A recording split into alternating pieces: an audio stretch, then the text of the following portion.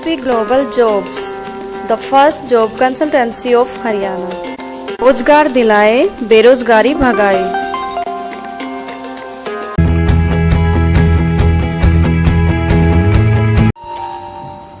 Hello दोस्तों, मैं हूं आपका साथी सुरेंद्र इंदौरा।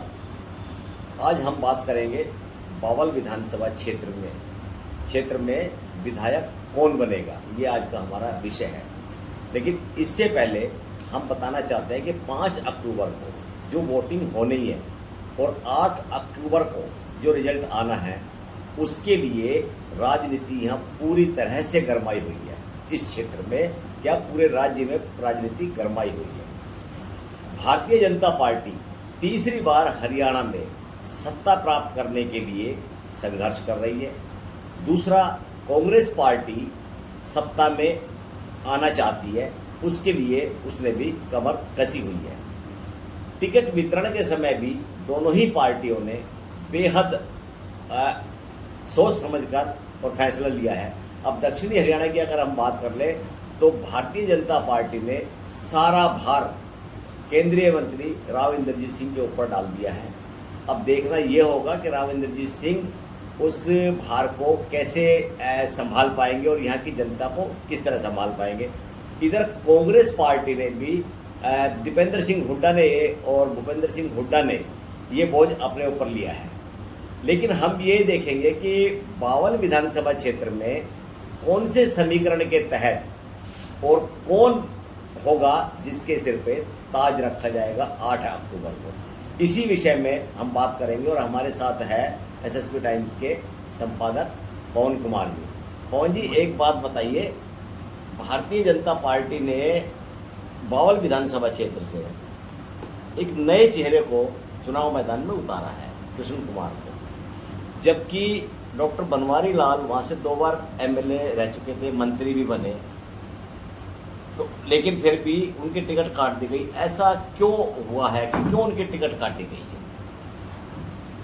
डॉक्टर बनवारी लाल जी पे एक तो आरोप लग रहे थे सहकारिता विभाग होते हुए जो मतलब घोटाले की बात आ रही थी, वो भी एक कारण था। और दूसरा ये कि जो बावल बेल्ट है, बावल में हमेशा रामपुरा हाउस का अस्तित्व ही रहा है। वही काम वो मतलब जिनको रामपुरा हाउस सपोर्ट कर देता है वही आगे आता है। एक बार को छोड़कर शकुंतला बगवाड़िया एक बार निर्दलीय उम्मीदवार के रूप में लड़ी थी 2004 में। उसमें भरत सिंह जो कि रामपुरा हाउस के राव इंद्रजीत के नज़दीकी माने जाते हैं, वो कांग्रेस की टिकट पे थे और शकुंतला बगवाड़िया निर्दलीय थी, वो जीती है।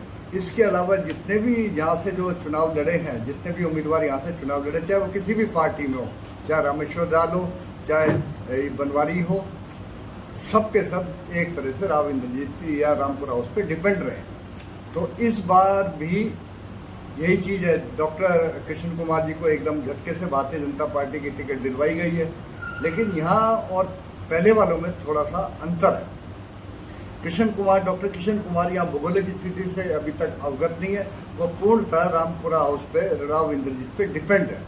नहीं, डॉक्टर बनवारी लाल के टिकट नहीं मिलने से अब आजकल वो कृष्ण कुमार डॉक्टर के साथ भी नहीं है, प्रचार में भी साथ नहीं है, प्रचार में भी साथ है, तो कितना असर उसमें चुनाव में पड़ सकता है? डॉक्टर बनवारी लाल का व्यक्तिगत भी 10 साल में उन्होंने अपना वोट बैंक बनाया है, ऐसी बात नहीं है।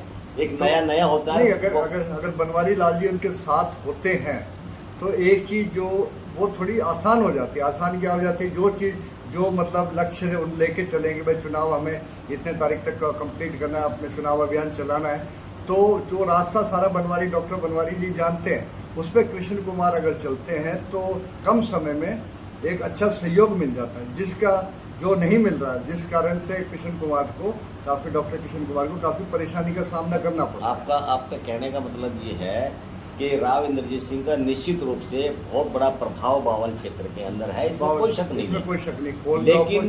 लेकिन डॉक्टर बनवारी लाल भी अगर स्पोर्ट में होते तो डॉक्टर कृष्ण कुमार को ज्यादा फायदा मिलता ना। इसका मतलब वो मजबूत स्थिति में हो जाते। तो अब ये मान के चले कि वो कमजोर स्थिति में दिखाई दे रहे हैं। फिलहाल तो कमजोर है और आने वाले जो 8-10 दिन का समय है उसमें राव इंद्रजीत कितना उनके लिए चुनाव प्रचार के लिए उतरते हैं। नहीं, एक कमजोरी में एक और बात भी सामने आती है कि आखिर जातीय समीकरण के आधार पर किस तरह से कमजोर मानते हैं। जब मेरा अपना मानना है कि बावल क्षेत्र जाट बाहुल्य है, जाट भी काफी है, बाहुल्य तो नहीं कह सकते, लेकिन जाट। काफी संख्या में वहाँ जाट है। जाट जाट है, भारतीय जनता पार्टी ने के उनको खिलाफ- कट ऑफ किया हुआ है, खिलाफ है Bharatiya Janata cut off party. किया हुआ है। तो जाटों का नाराज होना भारतीय जनता के कैंडिडेट पर असर डालेगा। डालेगा डेफिनेटली। दूसरा एससी वोट है, एससी एससी वोट है। SSP Global Jobs, the first job consultancy of Haryana. रोजगार दिलाए, बेरोजगारी भगाए। कि कांग्रेस की तरफ वो डाइवर्ट हुआ है। डाइवर्ट हुआ। कारण चाहे कोई भी रहा हो, कारण चाहे नरेशन लिया हो उन्होंने कि भारतीय जनता पार्टी संविधान बदल देगी, चाहे वो नरेशन रहा हो, इस वही चुनाव है। में भी शायद वो थोड़ा बहुत चले।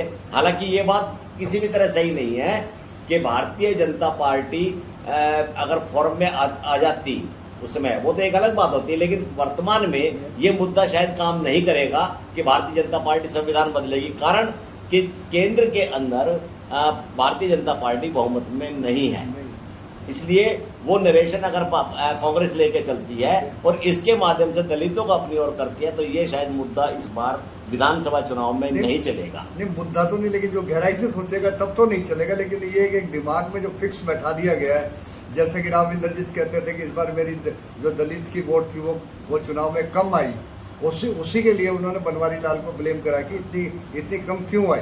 तो मीडिया का भी अपना एक रोल है ना कि इस प्रकार की अगर चीज है तो जो नहीं समझ रहे लोग उनको समझाया जाए, क्योंकि अब किसी भी तरह संविधान बदलने का इशू है ही नहीं, क्योंकि भारतीय जनता पार्टी फुल बहुमत में नहीं है, और जबकि दूसरी जो उनकी सहयोगी पार्टी वो ऐसा करना नहीं देगी।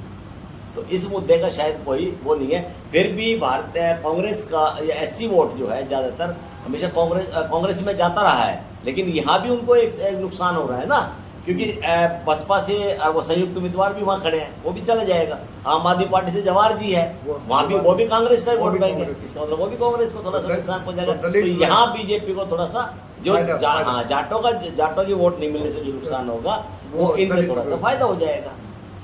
तो ये तो आप मान के चल रहे हैं ना इस बात? लेकिन कांग्रेस का आप देखो ना, जो चुनाव जिन्होंने लड़ा है, जो उम्मीदवार चुनाव में मतलब रहे कांग्रेस पार्टी से, इन्होंने शकुंतला बगवाड़िया हो गई, और इससे पहले जसवंत, वो भी मतलब इस वक्त इसी में ही है, कांग्रेस में ही है। ये दोनों अभी तक खुल के सामने नहीं आ रहे ML रंगा के। तो नेचुरली कहीं ना कहीं तो रंगा जी को इनसे परेशानी हो रही है। वो 51 उम्मीदवार आ गए उनके पक्ष में, लेकिन ये दो रह गए। हाँ चलो, हम ये मान के चल रहे हैं कि भाजपा उम्मीदवार को एक नुकसान तो डॉक्टर बनवारी लाल का नहीं आने का थोड़ा है, दूसरा जाटों का नुकसान है, जाट थोड़ा सा उसके खिलाफ है, तीसरा जो है ये गुर्जर समाज भी है, वो भी थोड़ा सा ये नहीं है कि पूरा का पूरा एक तरफ है। तो इस मामले से दो तो ये मान के चले हम कि डॉक्टर बनवारी लाल के नहीं आने से नुकसान और जाटों का नुकसान ये है।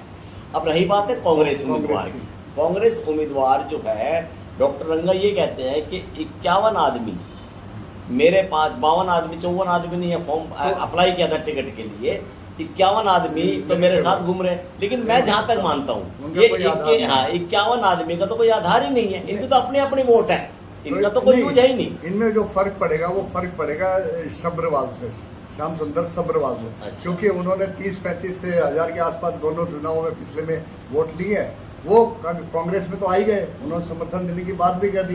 तो इसका असर जरूर रंगा को कहीं ना कहीं फायदा पहुंचाएगा। नहीं, ये बात तो है, आपकी बात मान ली जाए कि भाई उसको सबरवाल का वोट आने से, लेकिन ये भी तो चीज नहीं ना, सबरवाल का अपना जनाधार है, नो डाउट। दोनों ही चुनाव में उन्होंने काफी अच्छा प्रदर्शन वहाँ किया है, लेकिन दोनों बार पार्टी से चुनाव लड़ा और उनके पास पार्टी का भी वोट बैंक था, अपना भी है। लेकिन ये कहीं गारंटी नहीं होती कि जो आदमी चुनाव न लड़े और उसके कहने से दूसरे आदमी वोट डाल दे, लेकिन हाँ कुछ ना कुछ तो फायदा उसको उसका फायदा है। जिन पार्टी से उन्होंने चुनाव लड़ा, जाटों ने उनका समर्थन करा, और दलित की जो वोट बैंक थी वो अपने दम पे लेके गए थे। तो जाट तो आज भी भारतीय जनता पार्टी के साथ नहीं है, वो कांग्रेस के साथ है। तो मान लो कि 30,000 वोट वो सपोज एक लेके गए, दो चुनाव में 30,000 के आसपास लेके गए, तो उसमें 20 को वो कांग्रेस पार्टी के प्रति मतलब उसके फेवर में कर सकते। लेकिन एक चीज और है ना, जिस तरह से भारतीय जनता पार्टी के उम्मीदवार, हालांकि डॉक्टर बनवारी लाल जो टिकट नहीं मिलने से नाराज है, नो डाउट कि उन्होंने बेशक अपने मुंह से निकाह, आज ही मैं सुन रहा था, उन्होंने कहा भाई ये पार्टी का फैसला है, पार्टी किसी को भी वोट दे और हम पार्टी के सिपाही बन के काम करेंगे। लेकिन जो अंदर की टीस है, अंदर की टीस कभी बाहर नहीं आती और वो कहीं ना कहीं दुख पहुंचाती है, और उसी दुख के नाते वो कभी भीतर घात का डर लगा रहता है उस कैंडिडेट को। नहीं, वो भीतर घात तो नहीं करेंगे, वो चुपचाप बैठे रहेंगे कि भाई जो हो रहा है होने दो, चाहे गलत हो रहा है चाहे सही पार्टी हो के रहा है। नाते वो भी तो भीतर घात ही हुआ ना, मतलब- चुपचाप बैठ गए, वो भी भीतर घात ही हुआ। इसी तरह ये नुकसान हो गया, उसी तरह डॉक्टर रंगा को नुकसान होने की वो है आशंका है। आशंका किससे? नीलम भगवाड़िया से, नीलम भगवाड़िया से, वो जसवंत सिंह से, जसवंत सिंह से, दो बावल से, उनसे, क्योंकि उनका भी अपना जनाधार है। उनका जनाधार है, शकुंतला भगवाड़िया जो कई बार एमएलए मंत्री रह और चुके एक हैं, बार निर्दलीय बनी है। निर्दलीय बनी है, उनका अपना जनाधार है। और जसवंत सिंह का भी, अगर जसवंत सिंह और ये आते जब तो डॉक्टर रंगा के प्लस हो जाते प्लस हो हैं। लेकिन जिस तरह की स्थिति अभी बनी हुई है, उस स्थिति से हम ये मान के चल सकते हैं कि बावल विधानसभा क्षेत्र में अभी कुछ नहीं कहा जा सकता कि कौन डायरेक्शन व्यक्ति, किस तरफ? कौन सा इनमें से उम्मीदवार भाजपा और कांग्रेस में से कौन सा विधायक बनेगा, किसके सिर पर ताज रखा जाएगा, ये अभी क्लियर नहीं है। तो आप इस विषय में थोड़ा सा बताएं कि क्या ये सही है कि किसके सिर पर ताज होगा या नहीं, अभी को हम कहने की स्थिति में है या नहीं है। देखो, जहाँ बात आ रही है कि इंद्रजीत के जो भी समर्थक होते हैं वो देर सवेरे इंद्रजीत के कहने पे मान जाते हैं। ये तो एकदम सही बात है। मान लो भारतीय जनता पार्टी में किसी को टिकट नहीं मिली, चाहे बनवारी जी को नहीं मिली, हो सकता है देर सवेरे आखिरी सप्ताह में बनवारी डॉक्टर कृष्ण कुमार के साथ मैदान में आ जाए। ये चीज़ तो पॉसिबल है। अब रही बात, वो उनका निजी फैसला है जसवंत का और इसका शकुंतला भगवाड़िया की, कि वो इनके समर्थन में आएंगे, रंगा के समर्थन में आएंगे या नहीं। लेकिन जहाँ तक पॉसिबिलिटी है कि नेशनल पार्टी होने के नाते उन्हें भी देर सवेरे रंगा के फेवर में आना पड़ेगा। तो कुल मिला के देखा जाए तो दोनों तरफ पासा बराबर है, 50-50 का पासा है। ना इधर जीत साफ स्पष्ट नजर आ रही है, ना उधर नजर आ रही है। तो कहने का मतलब ये है कि जो वर्तमान में भारतीय जनता पार्टी के उम्मीदवार और कांग्रेस के उम्मीदवार की बावल विधानसभा क्षेत्र में स्थिति है, उससे ये कहा नहीं जा सकता कि किसके सिर पे ताज रखा जाएगा। ये आने वाला समय बताएगा। हम दर्शकों से भी अपील करते हैं कि आप भी इस बात का विश्लेषण करें कि आपकी नज़रों में कौन सा उम्मीदवार भारी नज़र आ रहा है और किसकी आप सरकार देखना चाहते हैं, और कमेंट्स में हमें भी लिख के भेजिए कि हमारा विश्लेषण सही है या गलत। आप सभी का बहुत बहुत धन्यवाद।